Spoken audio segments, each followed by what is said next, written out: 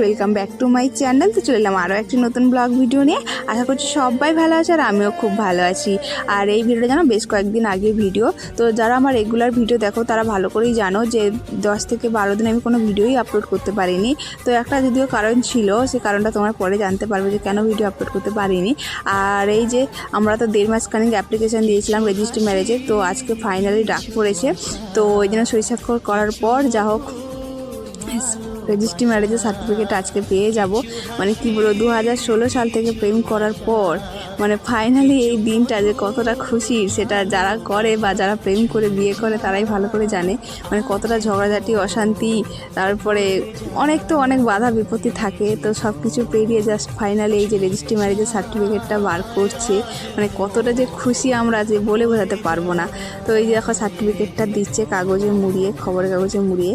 তো যাই হোক, আর এইখানে দেখো বোন বসছিল, ওই একটা পাশের রুমে একটা বসছিল, আর ওইখানে সময় নষ্ট করবে না বলে ওখানে বসে বসে নেল পালিশ করছে।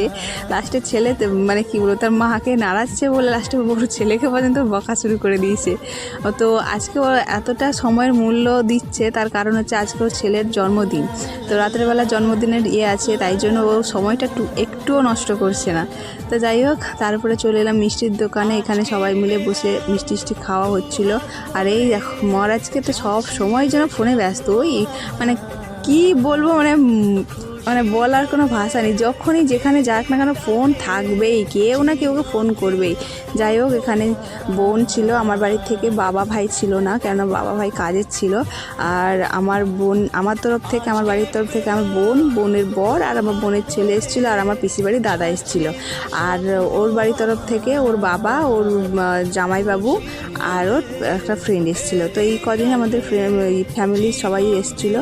তো যাই হোক, সবাই মিলে মিষ্টির দোকানে গিয়ে মিষ্টি খাওয়া দাওয়া করছিলাম, আর এখানে একটু বসে আড্ডা মারছিলাম।